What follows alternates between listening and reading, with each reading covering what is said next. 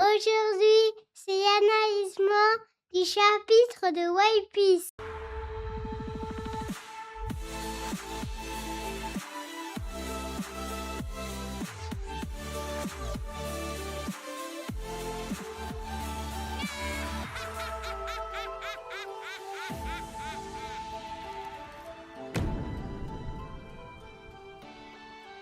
Première partie, l'ordre des chevaliers divins. On y est, ça y est, on a des réponses. Ça va super vite, elle va. Je l'ai déjà dit dans la review du précédent chapitre, du précédent chapitre, parce qu'il n'y a pas eu de review dans le chapitre précédent, parce que je trouvais qu'il y avait, dans la réact, j'avais déjà tout dit, réellement. Et je me voyais pas faire une vidéo pour juste répéter ce que j'avais dit, je vois pas l'intérêt. Donc voilà, l'objectif c'est de faire des reviews, mais de pouvoir donner des éléments qui me semblent intéressants. Et là, dans ce chapitre, ça y est, on a des éléments de réponse. De toute façon, le chapitre s'appelle L'ordre des chevaliers divins. Donc encore une fois, on parle sur la traduction officielle, la traduction qui est sortie du coup ce dimanche et qu'on retrouvera dans les tomes parus et édités par Glénat. Donc là, en l'occurrence, l'Ordre des Chevaliers Divins. Pourquoi ce titre-là? Parce que pendant 9 pages, on nous parle exclusivement des pouvoirs des Chevaliers Divins et de leur fonctionnement. Toute la narration est construite, tout est construit pour nous faire comprendre comment fonctionnent rapidement, de manière ludique, les pouvoirs des chevaliers divins. On a directement Saoro qui se fait attaquer. On avait des interrogations sur le pouvoir. Quand on avait vu le prof de PS reposer en paix dans un état catastrophique, massacré, déchiqueté, pas beau à voir.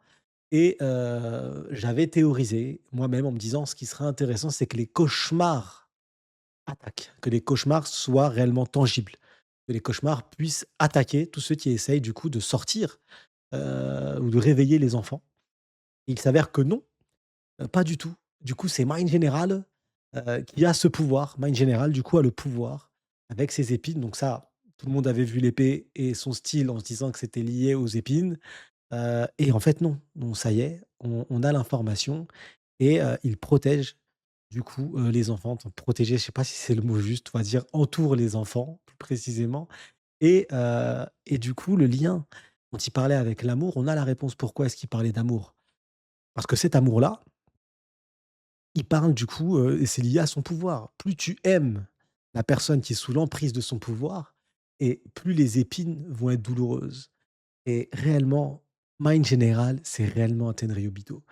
Les chevaliers divins ont exactement la même mentalité, ce sont vraiment des Tenryubito, ils pensent exactement pareil, sauf qu'eux ont des pouvoirs, sauf qu'eux sont capables de se défendre, sauf qu'eux peuvent faire du sale, contrairement à Saint Carlos, Saint Clodo, voilà et toute la team. Donc lui, il a la réelle capacité de pouvoir, faire du sale. C'est la différence et là, il en fait du sale parce que Saoro du coup, subit des douleurs. Bon, il est pas déchiqueté, il est pas dans le même état que le prof de PS. Donc est-ce que le prof de PS aime plus les enfants que Saoro? Est-ce que Saoro serait un escroc? Voilà, je vous laisse, juger en commentaire, de me dire de la pertinence de voir que Saoro, ça va. Bon, il est pas dans le même état que le professeur de PS, mais il est quand même en PLS. Et Emma, en général, nous donne une information importante. L'objectif, c'est si jamais les parents qui ont un amour, complètement déraisonné pour, leurs enfants, s'approchent des enfants ou essaient de les réveiller, eux se feront directement déchiqueter avec la réciprocité de l'amour et des dégâts, et ils parlent de leur mort, avec un tel plaisir, un tel sadisme que oui, c'est bien un dragon céleste et on a des réponses. On a des réponses aussi sur le fait, bah, son pouvoir, c'est pas celui qui endort, son pouvoir, c'est pas celui qui dirige, son pouvoir, c'est pas ceux des cauchemars. Donc réellement, c'est un des chevaliers divins qui aura la capacité de transformer les rêves et les cauchemars en réalité, directement, d'endormir et de transformer les rêves et les cauchemars, du coup, en réalité. On a le fruit des flèches, clairement, je c'est Waze. Et on a les épines pour protéger. Donc à eux 3, initialement ils devaient être que 2, mais là finalement ils sont 3. Donc à eux 3, ils doivent du coup, faire en sorte que les enfants quittent l'île, c'est ça le jeu, que les enfants puissent quitter l'île sans qu'aucun géant ne puisse faire quoi que ce soit. Clairement, c'est le pouvoir. Est-ce que ce pouvoir du coup, est-ce que ce jeu tout du moins est intéressant ou pas? Est-ce que ce jeu va devenir intéressant? Pourquoi pas? Peut-être. En tout cas, ce qui est sûr, c'est que Saint-Kingdom a un pouvoir Je suis désolé, je ne sais pas si je le prononce bien ou mal, à vous de me dire. Ouais, c'est un Kirigam. Eh, l'autre cheval là, le cheval des mers, dragon, mi-cheval des mers, dragon, c'est mieux que Kiringam. Kiringam, bordel. Donc Kiringam a un pouvoir extrêmement intéressant, un pouvoir qui me fait penser à Luffy.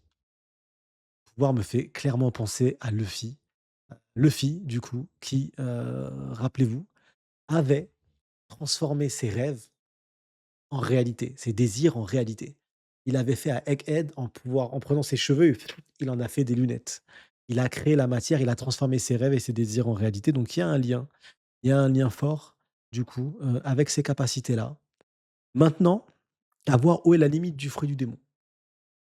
J'avais expliqué précédemment que pour moi, les cauchemars pouvaient du coup, avoir une étaient tangibles, pouvaient réellement interagir et cogner et par le biais de l'humour, parce que clairement il a utilisé ce biais-là pour nous faire passer le message. Encore une fois, les 9 premières pages, c'est clairement nous faire comprendre les pouvoirs des Tenryubito. Bah, les pompiers,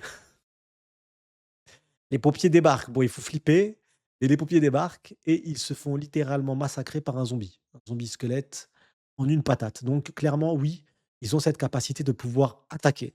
Maintenant, ce qui pourrait rendre la chose encore plus intéressante, c'est de voir qu'est-ce qui se passe quand on attaque le cauchemar d'un enfant. Est-ce que l'enfant prend des coups? Est-ce que l'enfant, se met à convulser? Ou est-ce que vaincre le cauchemar permet à l'enfant de se réveiller? Donc voilà. L'intérêt maintenant, c'est comment quitter, comment réussir à réveiller les enfants. Est-ce que pour y arriver, il faut détruire leur cauchemar et donc du coup, ils sont plus sous l'emprise et ils peuvent se réveiller et peut-être même, du coup, en l'occurrence, voir avec Mind General comment faire pour les épines. Même si je pense que le seul moyen, c'est que Mind General retire ses épines lui-même ou que Mind General se fasse fumer. À voir. Gunko, on n'a pas plus d'informations sur ses capacités. On avait déjà des informations en amont, mais là, on n'a pas plus d'informations. Mais clairement, en tout cas, voilà, le jeu est lancé, on a capté. Par contre, un point intéressant qui lie les chevaliers divins et qui lie aussi Loki. Est-ce que vous avez remarqué que la foudre, du coup, qui s'est abattue et le feu qui a commencé, du coup, est tombé exactement sur le chemin que les enfants empruntent? Est-ce que vous avez remarqué ou pas? Et maintenant, à vous de me dire pourquoi j'en parle dans cette première partie, parce que c'est lié aux chevaliers divins. Est-ce que Loki, avec son HDO qui a l'air complètement dingue et la menace, est-ce qu'il a senti ce qui se passait ou est-ce qu'il a senti le danger et il a senti la présence des chevaliers divins et qu'il a placé cette fla cette ce est-ce qu'il a la possibilité de placer réellement la foudre là où il le désire? Est-ce que c'était volontaire ce move? Ou est-ce que c'est de la surinterprétation et que non, c'est lié au hasard et que ça sert l'intrigue? Parce que c'est gravement potentiellement tiré par les cheveux, j'en conviens totalement. Mais en lisant du coup le chapitre en version officielle, ça m'est sauté dessus. Je me suis dit: «Mais oh, la foudre, elle est quand même comme de par hasard tombée alors que c'est immense Elbaf. La foudre, elle est tombée à l'endroit parfait pour potentiellement ralentir les enfants». Bon, même si, à vrai dire, bon, ça va pas forcément les ralentir parce que c'est bien des dragons célestes et qui se disent: «Bon, au pire, on perd des enfants en route, on en prendra d'autres». Donc bon, pour cette première partie, on a voilà, on a des explications des pouvoirs. Ce qui est intéressant, c'est que dans le plan de Shamrock, mais Shamrock devait être présent encore. Donc, quels sont les pouvoirs de Shamrock? Mais dans le plan initial de Shamrock, Mind General n'était pas présent et comme Mind General n'était pas présent, donc du coup, pas de protection en épines. Donc du coup, il y avait potentiellement une autre possibilité, une autre solution pour protéger les enfants et faire en sorte qu'ils puissent atteindre le navire des géants du coup qu'ils vont voler. On a aussi des réponses là-dessus. Ce n'est pas du coup, un navire du gouvernement mondial qui est arrivé, ça niveau timing, ça matche pas du tout. Ça aurait été incompréhensible que le navire du gouvernement puisse atteindre ses limites du Nouveau Monde aussi rapidement, hem, ou atteindre Elbaf aussi facilement et rapidement.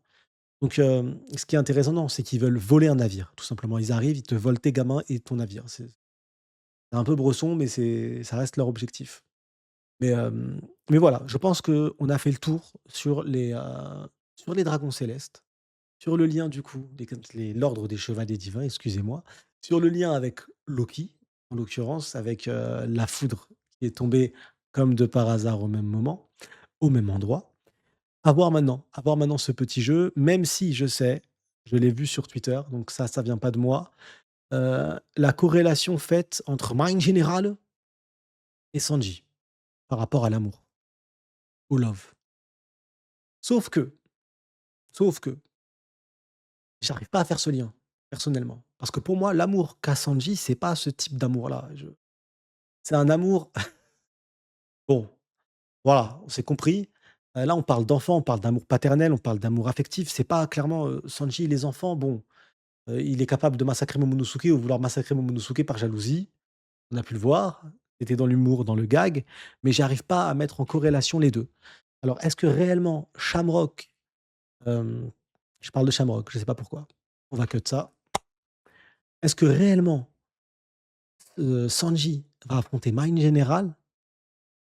À voir. Honnêtement, je vais dire quelque chose, je n'espère pas. Je n'espère pas, voilà. Je dis pas que c'est pas ce qui va se passer, potentiellement c'est ce qui va se passer, mais je n'espère pas. J'espère réellement que le Monster Trio sera mis de côté. Là, dans ce passage-là, je veux voir briller les autres Mugiwara. Je pense pas vaincre les Tenryubito, le but c'est de les mettre à l'échec. Tu peux mettre à l'échec sans vaincre. Donc ce qui m'intéresserait réellement, moi, c'est de voir les autres Mugiwara. Ceux qui ne sont pas aux côtés de Loki, réellement entrer en action et pouvoir s'imposer comme des commandants d'équipage d'un empereur. Comme voilà, je veux les voir briller. À Onigashima, il y a plein de Mugiwara qu'on n'a pas vu briller. À Egghead, il y a des Mugiwara qu'on n'a pas vu briller. Je pense qu'il est temps qu'ils puissent briller et à leur manière, à leur manière. Je demande pas à Usopp de vaincre des chevaliers divins. Je demande à Usopp de faire un move intéressant, intelligent, accompagné d'autres Mugiwara. Voilà, c'est clairement personnellement mon souhait. Je sais qu'il y a un lien très facile, mais je trouve trop facile le lien entre Mind General et Sanji en se disant, bah, comme il parle d'amour, Sanji. Je trouve que le lien est trop rapide, qu'il y a moyen de faire quelque chose de plus intéressant que nous ressortir Sanji actuellement. Heu, Sanji, c'est un monster trio, il a rien à prouver, c'est un monstre de puissance, c'est un tank humain. On sait qu'il est capable de vaincre Mind General. Il y a aucun doute là-dessus, il y a aucun suspense, il y a aucun voilà, je le doute est pas permis. Par contre, maintenant, ce qui peut être intéressant dans l'intrigue, c'est de mettre de la complexité, réellement donner une particularité compliquée, c'est de permettre à d'autres Mugiwara beaucoup moins puissants que Sanji d'évoluer, heu et d'avoir un rôle majeur, prépondérant dans un affrontement. Surtout que la tête d'affiche Shamrock est partie, donc on a laissé place à 3 chevaliers divins. C'est intéressant de voir 3 Mugiwara hors le Monster Trio rentrer en action. Partie numéro 2, le diable et 2 frères. Ça y est, on y est, ça y est. J'ai l'impression qu'on démarre on a eu un petit flashback, j'ai l'impression qu'on démarre non, on a eu un petit flashback. Et là, il semblerait, et je l'espère, que la semaine prochaine, on enchaîne sur un réel flashback, sur ce qui s'est réellement passé. Qu'est-ce qui s'est réellement passé dans ce château? Qui est réellement Harald? Un bon, un mauvais? J'ai l'impression qu'on va déjà avoir la réponse, mais ça va tellement vite! C'est une dinguerie. Ça va tellement vite, mais c'est bien fait. C'est propre. J'ai le sentiment que ça va vite, mais j'ai pas le sentiment que c'est rushé. Vous voyez ce que je veux dire? J'ai pas le sentiment que c'est bâclé et j'ai le sentiment que c'est bien construit, que ça va vite, que l'histoire, on veut nous la raconter rapidement pour que ça avance et là, ça y est.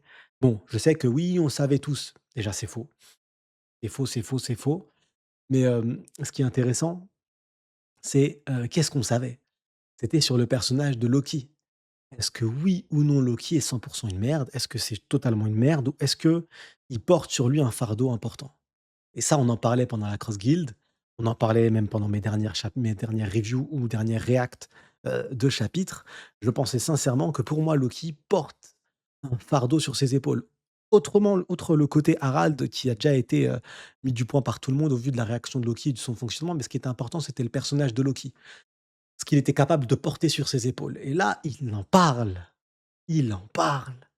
Ça y est, il commence à parler français, Loki. Donc ce qui pourrait être intéressant, au-delà du fait qu'Oda, depuis le début, nous montre que sur Harald, il faut s'en méfier, ou en tout cas que la vérité n'est pas si simple, que la vérité n'est pas celle qui est énoncée par tous. Mais, le plus important, à mes yeux actuellement, clairement, c'est la dernière phrase de Loki. Cette phrase-là, pour moi, elle veut dire beaucoup et je trouverais ça très intéressant dans le développement du personnage actuellement, que Loki porte sur ses épaules un fardeau très fort pour la protection, pour le bien du royaume et je trouve ça trop bien. Par contre, le seul truc vraiment dans le design, c'est Harald. Honnêtement, Oda le fait monstrueux. C'est le diable. Je suis désolé, c'est Chitan. C'est un monstre. Il est horrible. C'est vraiment venez dans les bras du Chitan. C'est 2 enfants innocents face à un réel monstre, j'ai vraiment le sentiment. Donc maintenant le contre-pied, c'est qu'Harald, ça soit vraiment quelqu'un d'extraordinaire, un mec en or, qui a manipulé le gouvernement mondial et qui a essayé de se jouer d'eux et il a échoué. Mais, mais ça me paraîtrait bizarre, bizarre ce design, vraiment. Pour moi, la patte graphique sur la démonstration actuellement de Harald et ses épaulettes, tout, c'est sa gestuelle, ça a l'air d'être un réel monstre avec ses cornes comme ça. Maintenant, je sais que certains pensent que non et que Oda se joue de nous et il peut se jouer de nous, c'est vrai, oui, oui. Il peut s'amuser en disant: «Je vais le dessiner comme un monstre, les gens vont tomber dedans» et en fait non, quand ils verront la vraie histoire, le vrai flashback, j'aurais pris tout le monde à contre-pied. Tant mieux, bah, si ça arrive, tant mieux. Tant mieux parce que je découvrirai le flashback en mode: «Oh le bâtard, il m'a eu!» Et ce serait intéressant. Ce serait grave intéressant. Mais en tout cas, on y est, ça y est. Autre fait, du coup, sur cette deuxième partie, Loki. Loki, l'homme a la volonté de faire. Loki, l'homme a une volonté il a une volonté incroyable. En sachant que le haki, honnêtement, pour moi, c'est de la volonté, clairement. C'est pour ça qu'il a un HDO monstrueux.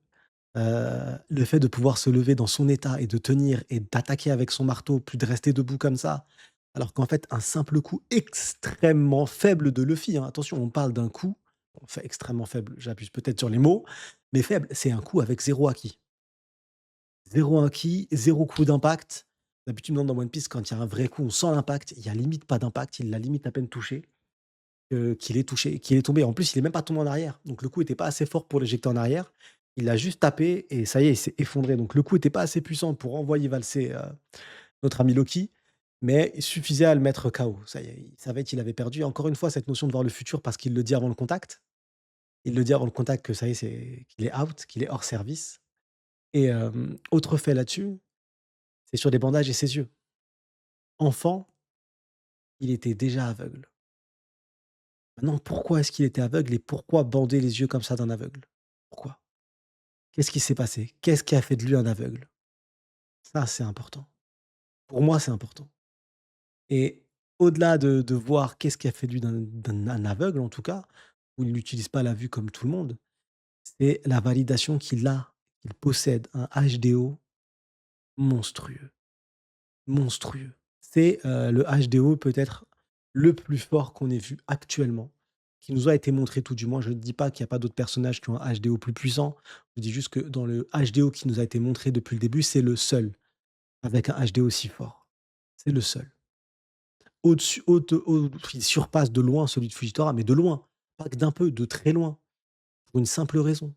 Il est capable, sans voir, de voir un visage. Il a été capable, sans voir, de voir que Shamrock et Shanks avaient exactement le même visage. Là où je vous le rappelle, Fujitora était incapable de voir le visage de Luffy. Et il en était triste de se dire: «Je suis dégoûté de m'être crevé les yeux, en fait. J'aurais aimé voir ton visage, ton sourire, à quoi tu ressembles». Là où Loki, lui, en est capable. Il en est capable. Donc le HDO de Loki est monstrueux. Maintenant, est-ce que uniquement le HDO? On peut se le demander. Si le HDA, du coup, là, de l'armement et son HDR, je pense qu'ils sont au même niveau, que le HDO. Monstrueux. Je vois pas pourquoi est-ce qu'il ne serait pas monstrueux. Les gamins, c'est une bête qui possède exactement la même arme que Kaido. Donc il apprend à se battre depuis tout gamin, donc pour le HDA, c'est parfait et pour le HDR, c'est une notion de volonté. Dans son état actuel, il a été capable de se lever, jouer la comédie. Bon, Zoro, Sanji et Luffy ont compris directement qu'il était hors service. Zoro le dit bien: «Tombe pas dans le panneau Ajroudine». Mais, mais c'est je sais que certains vont encore dire, on me l'a dit dans ma dernière vidéo: «Arrêtez de vous, sur Loki». Mais c'est voulu par l'auteur, en fait. C'est pas nous. C'est pas nous qui maxons Loki. Non, non, c'est l'auteur qui le max. Après, je suis pas dans la team à me dire que Loki, c'est plus fort qu'un Kaido, que Loki, c'est plus fort qu'un Shanks, il a perdu contre Shanks. Non, je ne serais pas là à dire que Loki est aussi fort qu'un empereur. Par contre, ce que je peux dire actuellement, c'est que à Elbaf, bon, Loki a quitté Elbaf pendant un certain temps et s'est fait vaincre par un empereur. Donc bon, ça répond un peu à la question. Mais en tout cas, quand on parle d'Elbaf, on parle d'une île qui ne rentre pas dans les codes et dans les normes qu'on a l'habitude de voir. Parce que c'est une île qui n'est pas liée au gouvernement mondial, parce que c'est une île qui vit tout seul dans son coin. Donc on peut avoir potentiellement un géant extrêmement puissant et même pourquoi pas? Pourquoi pas? Je dis pas que c'est le cas, mais pourquoi pas plus fort qu'un empereur sans que ça ne bouleverse l'équilibre des forces? En aucun cas, ça ne bouleverserait l'équilibre des forces parce qu'il ne rentre pas en jeu dans cet équilibre des forces. C'est une nation fermée, c'est une nation «éteinte», entre guillemets, c'est une nation qui ne joue pas un rôle majeur, dans le monde. En tout cas, première vue. Parce qu'on le sait bien, avec le roi Harald et le fait que l'Étène Riobito, l'ordre des chevaliers divins, ont proposé d'aller se recueillir sur sa tombe. Bon, peut-être, certes, mais en tout cas, ça ne change pas. Ça ne change pas le fait que un personnage géant, que ça soit Harald ou que ça soit peut-être Loki, puisse surpasser ou égaler un empereur sans que ça ne bouleverse quoi que ce soit dans la logique et dans la construction de l'œuvre et c'est ça qui rend la chose intéressante. Maintenant la relation Ajrodin-Loki. Ajrodin-Loki. J'avais lancé cette théorie avec le frérot Rio lors de la dernière cross. Ce que j'aimerais beaucoup, c'est pas que Loki soit directement magnifique, super gentil dans tous les non. C'est que ça soit un menteur, un manipulateur, comme on a pu le voir, mais qu'il a manipulé dans le mauvais sens du terme. Si ça se dit comme ça, ce que je veux dire, vous allez comprendre. Ce qui serait intéressant, c'est qu'il ait manipulé pour faire croire que c'était une merde en tout temps, alors que c'était pas le cas. Ce qui aurait pu être intéressant, c'est qu'il a sauvé la vie d'Ajrodin en lui disant: «Casse-toi, t'es pas mon frère. Limite, dégage de ce château, pars-toi, t'as pas ta place ici», parce que il a compris qu'il était le fils d'une sang mêlée, d'une sang p impure, de ce qu'ils appellent eux, et que donc sa vie était en danger. Et donc Loki, potentiellement, a voulu lui sauver la vie, sans réellement lui dire. Et ça pourrait être vraiment très intéressant qu'on ait cet aspect-là, où finalement Loki, qui est du coup un manipulateur, et comme on a pu le voir là actuellement, c'est réellement un manipulateur, même si Zoro, Luffy ne sont pas tombés dans le piège, mais que c'était clairement un manipulateur et qu'il a manipulé son monde. Parce que oui, quand on pense à Loki, avant même de rentrer dans l'arc d'Elbaf, on pense à un menteur, on pense à quelque chose de mal, dans le mensonge, quelque chose de néfaste, quelque chose de vraiment préjudiciable. Mais il faut se rappeler que les animaux sont tombés sous le charme de Loki. Enfants, ils sont tombés sous son charme. Sous son charme. Oden Denmushi aussi, la personne, et même les personnes finalement humaines qui étaient bloquées dans le niveau des enfers. Finalement, Loki leur a sauvé la vie, clairement parce qu'ils allaient mourir. Donc en étant sous les ordres de Loki dans cette zone-là, c'est leur sauver la vie. Donc un personnage construit de la sorte, est-ce que réellement qui était déjà ami avec les animaux, gamins, est-ce que réellement c'est quelqu'un de foncièrement mauvais? Qui veut réellement le mal aux gens? Est-ce que vraiment dans la construction on en est là? J'espère pas. Donc, je vais rester sur mon point de vue. Ce qui serait intéressant, c'est qu'avec des flashbacks, on apprenne, sans forcément qu'Ashrodin le sache, mais que nous, lecteurs, on ait cette information sur le fait que Loki a pris sur lui et que Luffy, ouais, vous voyez? Que Loki finalement a sauvé la vie de son frère, sans lui dire et en lui disant des mots vraiment forts pour le marquer, mais pour le protéger, et ce serait réellement, là, un point de vue très intéressant. Par contre, qu'est-ce qui s'est passé dans ce château? En sachant qu'on a un seul géant, un seul ancien avec une épée dans le crâne bizarrement, donc la mémoire, on l'oublie. Forcément, c'est logique. Tous les autres sont morts et Harald est mort. Il reste que Loki. Donc clairement, oui, c'est pas Loki qui s'est réveillé un matin en disant: «Je vais tuer mon père». Est-ce que Loki a appris la vérité sur son père? Est-ce que d'autres ont appris la vérité sur son père? Ce qui pourrait être intéressant dans les scénarios, c'est que du coup, les géants, les anciens qui eux étaient pour Warland, qui étaient pour l'univers de la guerre, sachant que Harald en tout cas ne véhiculait pas ce message-là. Qu'ils apprennent, ils apprennent potentiellement une alliance ou des réunions avec le gouvernement mondial, à voir comment est-ce qu'Oda peut nous amener ça, et qui décident d'apporter une mutinerie. Et que Loki a voulu protéger son père. Sauf que son père est mort, que ce n'est pas mort de la main de Loki, qu'il a été tué par les autres géants, et qu'à la fin, avec le crâne dans la avec l'épée dans le crâne, forcément le seul géant sur place a oublié a tout oublié, même la «trahison» entre guillemets d'Harald, ce qu'il considérerait lui comme une trahison. Ça, c'est la première solution. La deuxième solution, c'est que Harald se soit fait démasquer au grand jour par tous les géants présents sur le château dans le château, et que tous les géants du château, Loki compris, ont dû affronter, heu, Harald, qui avait pour but de tous les massacrer. C'est reste une possibilité aussi. 3e possibilité et je n'y crois pas du tout, c'est que Loki, lui, voulait s'emparer du coup d'un pouvoir et il a décidé de tuer son père et de tuer tous les géants, qui étaient présents. Mais cette théorie-là, j'y crois absolument pas. Je suis pas du tout pour cette théorie-là, je n'y crois pas. Mais je pense plutôt que Loki a été contraint. A été contraint de tuer son père, il n'a pas eu le choix. Donc, à voir ce qu'Oda va choisir. J'espère réellement qu'au prochain chapitre, on va avoir des réponses. J'espère sincèrement qu'au prochain chapitre, on va avoir la continuité du flashback. Mais en tout cas, pour l'instant, cet arc Elbaf est monstrueux. Donc, je vous laisse en commentaire me dire ce que vous avez pensé de cet arc. Ce que vous pensez de cet arc actuellement, la route qu'on prend, ce petit jeu avec les chevaliers divins, en sachant qu'ils sont un peu dans l'ombre pour l'instant et qu'ils agissent pas directement, mais de manière indirecte. Est-ce que vous aimez bien ce principe-là du petit jeu? Parce qu'au final, c'est un petit jeu, clairement, oui. Le mot est plutôt bien trouvé au final, par Shamrock. Ou est-ce que ça vous saoule? Est-ce que vous voulez plutôt que non, les chevaliers divins rentrent dans le tas? Donc voilà, je suis à votre écoute et en tout cas, je vous laisse et la ratiboiserie n'est jamais finie.